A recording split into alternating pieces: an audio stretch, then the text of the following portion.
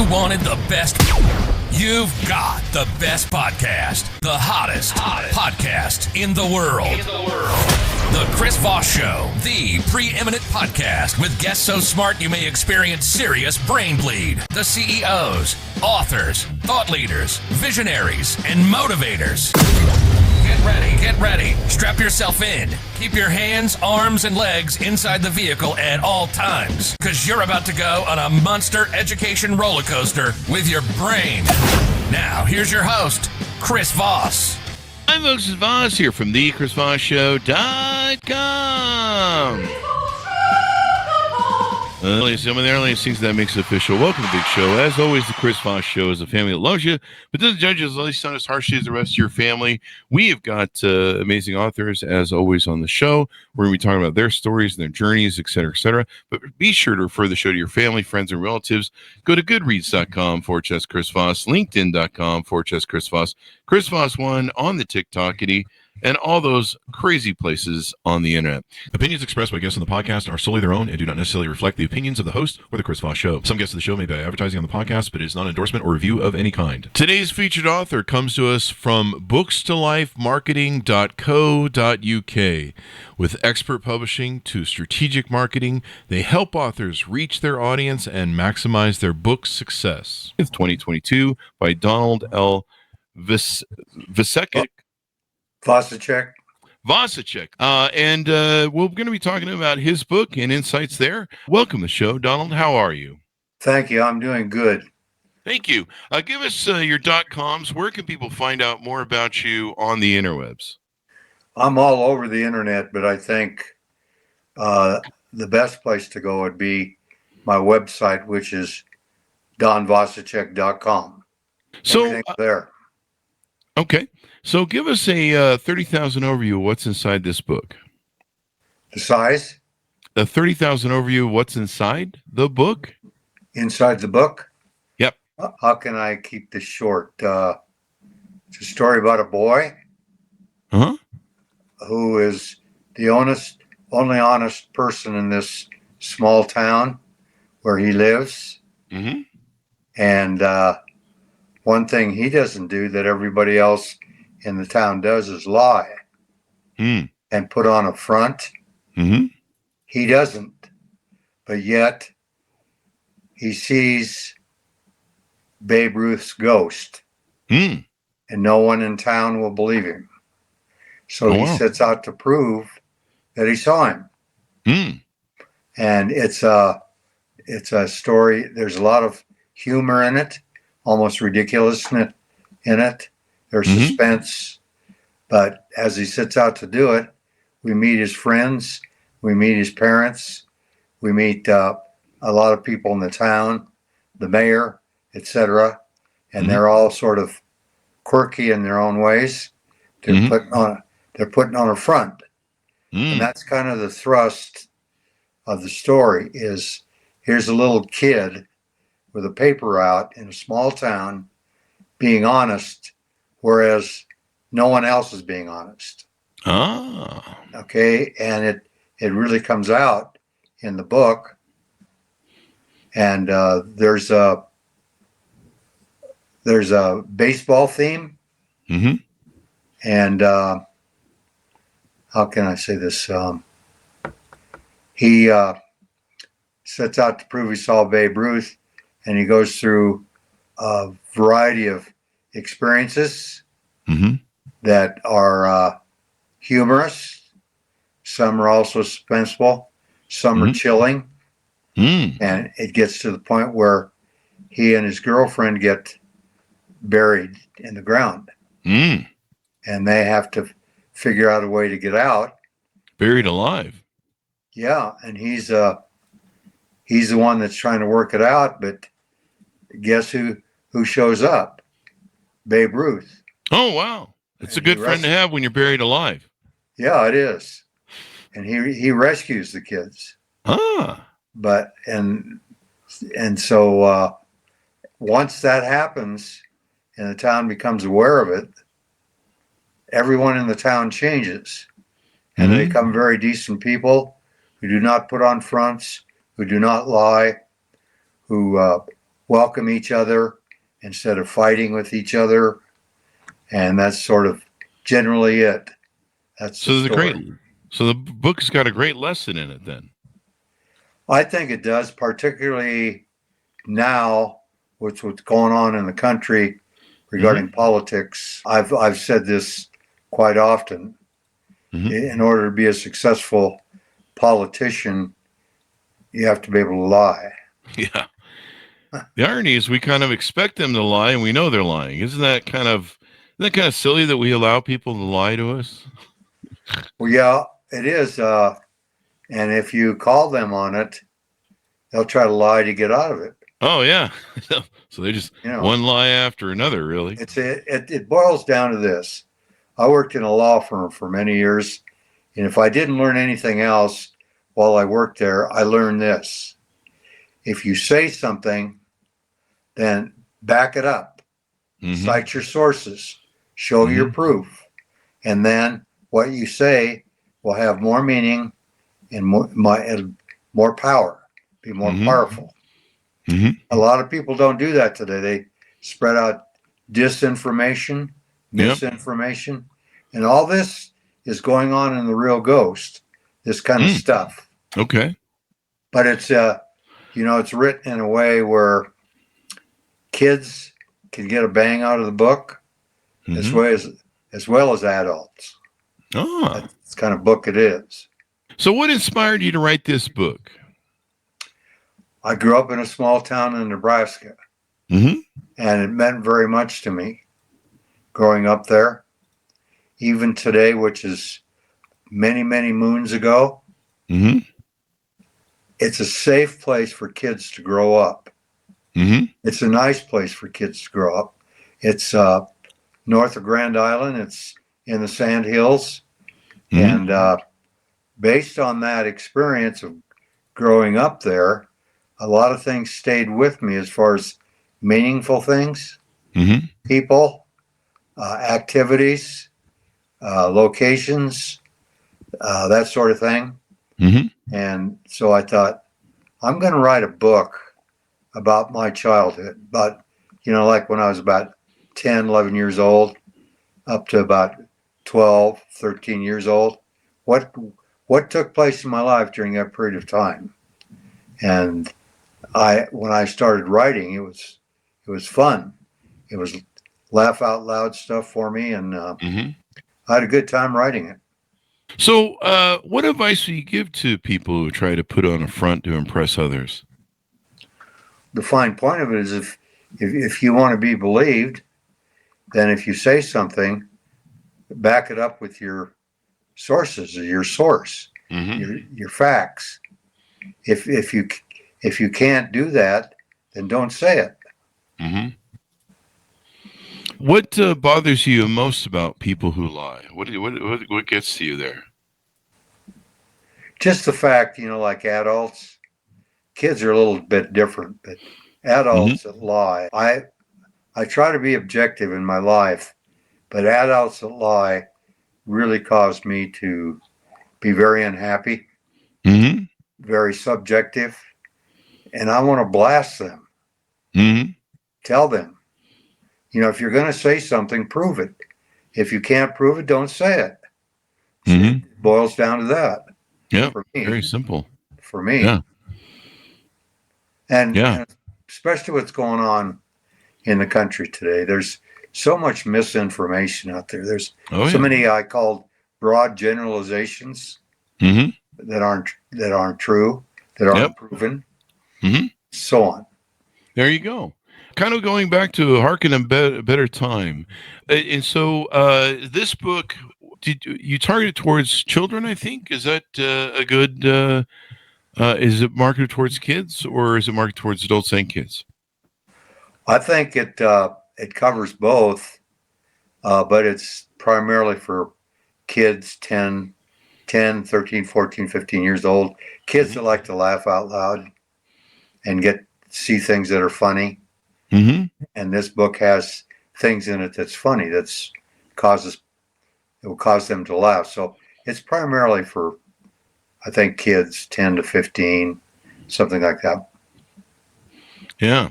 Let's get into the other book. What was the other book called? The Eyes of Death. The Eyes of Death. Tell us what that book is about.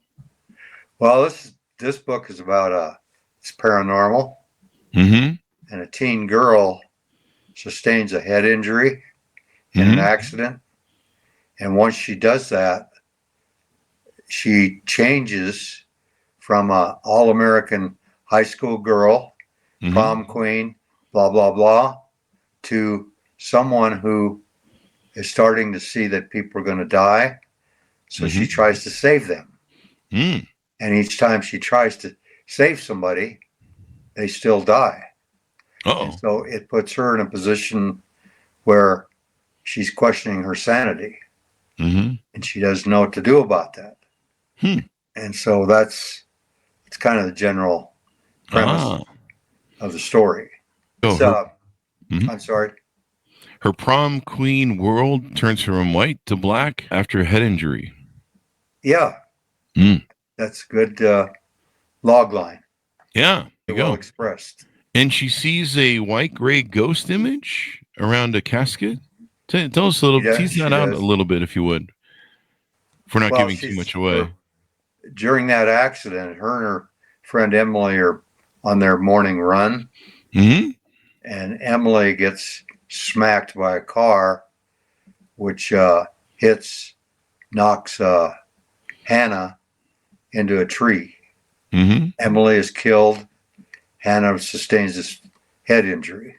And then Hannah's at Emily's funeral, and that's her first introduction she has to that she's not quite right. She sees this so I guess a ghost around Emily's casket. And it goes from there. Then her mother runs a what's it called? Sort of like an assisted living facility. And there's older people in there. And she helps her mother. And she sees the outline of ghosts with some of the older people who are going to die. Oh, wow. And then she tries to prevent that from happening. And also another part of the story is this neuropsychologist man works with her based on her mother's request, tries to bring her out of her insanity, if that's what can be called, tries to get her back to normalcy. And so he's in the story quite a bit. He shows up at unusual places, surprising places. Oh, maybe I shouldn't note this.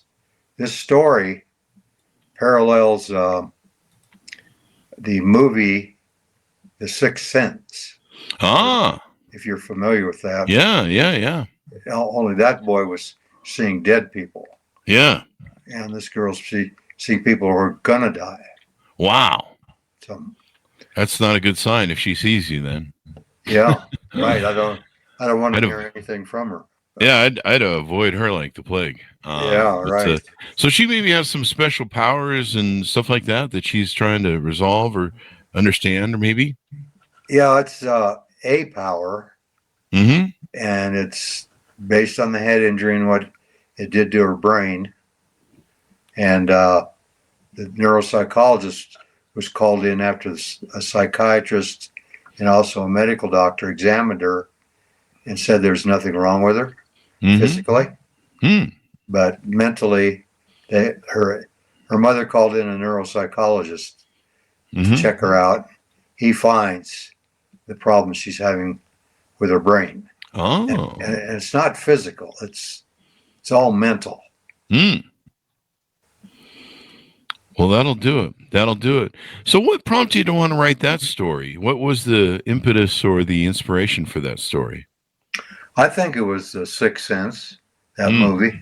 I think it was. That was a hell of a movie. It was. It was chilling. And it was very well done, I thought.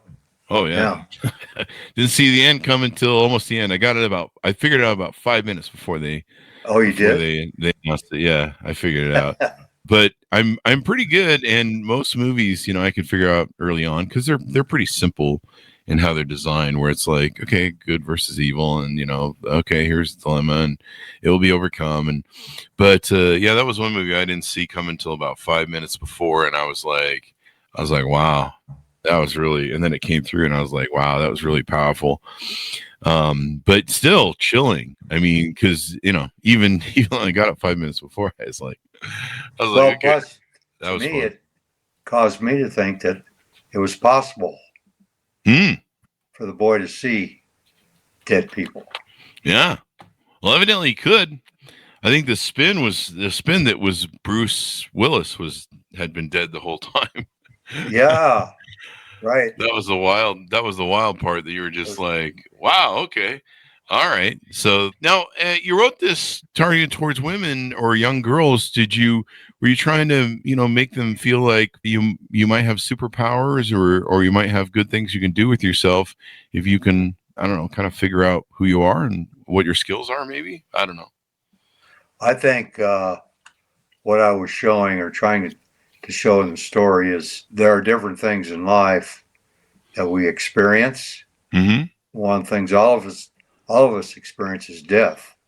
Yeah. And it shows this particular teen girl and how she experienced death and how she dealt with it. And I think it would give other teen girls food for thought. Oh. Yeah, that can be helpful. In your other book, what do you hope boys or young people who read the book come away with it? Well, I think it's boys and girls and adults simply to come away with this. This kid in the story is a great kid. He's a great kid. He's not a good kid. He's a great kid, and he's positive. He's the only one that tells the truth of all the characters. He doesn't put on any fronts. Everybody likes him in town, even though they're calling him a liar, because he said he saw Babe Ruth. And I think what readers will come away with is, wow, I'd like to be like him. I'd like to be that honest, that open, that forward, and forget about the putting on the fronts. I don't know, this is just me. Yeah. But I've always had somewhat of a problem dealing with makeup, high heel shoes, stuff like that, that women, girls put on. I mean, they put all that stuff on and the question is to me, why? And the answer is to attract men. Yeah. I think. That's kind of something that they're interested in. Yeah. Yeah. Yeah. Well, not lying is important. Definitely. That's a big deal. You don't want to be doing lying and being deceptive in your life. It's really important to tell the truth. And what got you into writing? What got you started in writing? Did you always write or something else? Yeah, I've always written. Even when I was a kid, I kept a diary every day. And but I evolved into life and had what I call a tragedy in my life. I lost my wife and kids and our cat. And that was like a punch in the mouth, even worse. And based on that, I changed. And I started looking at myself and life differently. And I started looking at the value of life more.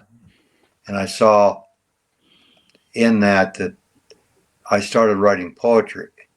Got a lot of poems published and went from there. Good for you. It was a way of expression. Probably reconciling some of your loss. Absolutely. No question about it. I think everything I've written, and this isn't a broad generalization, everything I've written, poems, short stories, novels, even my autobiography, the theme is love. And the love is my memory of my wife and kids and our kitty cat. It's always there. That's a beautiful story, and it's writing is can be very cathartic in helping us deal with our issues and everything else. I mean, it helps us reflect, it helps us keep a journal, yada yada yada, all that good stuff. And so, yeah, it can really make a difference in your life, the quality of your life, et cetera, et cetera. Do you have more books that you're planning on writing? Yeah, I'm working on one right now. This one is I made a film titled The Sand Creek Massacre, about a massacre that took in the Colorado Territory in 1864. Cheyenne Arapaho people were massacred. And by making that film, I got to know those Cheyenne Arapaho people. And I learned about some things about their culture compared to ours, and how they acted and reacted and how they think. Totally different than us. And it's very subtle, but it's there. And so I thought, I want people to get to know the indigenous people in this country. So I'm working on this book where I tell the story about my experiences shooting the film, my experiences with these indigenous people, and how they acted and reacted to the massacre. I mean, you think about it, if you think about it for a minute, it bothers me if I think, wow, somebody wanted to annihilate my ancestors. If they had succeeded, I wouldn't be here today. So I'm writing sort of like it's chronology of statements they made to me on camera about the massacre, about their families, about how they feel, and juxtaposing to that, I'm also writing this personal history of mine, what I experienced, how I lost my family compared to how they lost their family. And so that's kind of what it's about. And it's won several awards. It's been around the country. It's in other countries. YouTube has over 50,000 views. Blah blah blah blah blah. It's very cryptic. And if you go out to the site, it's cryptic out there, scary out there. I was out there one day recording sounds, natural sounds for the film. And all of a sudden I thought, I got to get out of here. This isn't good. There were 750 troops that annihilated 500 Cheyenne and Arapaho people on that site. So there's a lot to it. It's kind of what the book's about. Oh, and do you anticipate doing any more books of that nature? No, really, I haven't. I haven't thought beyond that book. I'm just working on that book. Well, you got to work on the book and get her done, as they like to say, as the kids say. So all that good stuff. Let's see. What else have we covered that you want to tease out to people about your books and how they work? I think, and please don't misunderstand me. I think I have something to say. And I use this book and film forum, these forums, to say what I have to say. And I grew up in America. I was born in America. I love America dearly. And I love the people in it, most of them.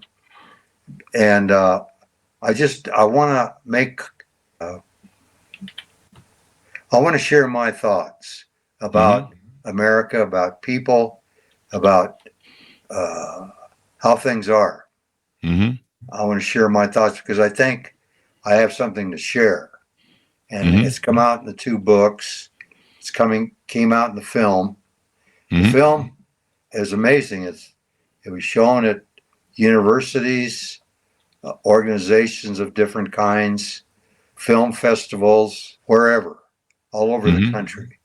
Traveled a lot, showing it, screening it, and people always came away with, especially indigenous people. They come away with tears in their eyes over it. Wow. My life was even threatened 3 times. Really? By indigenous people. Yeah, because they thought I was making it to make money and become famous.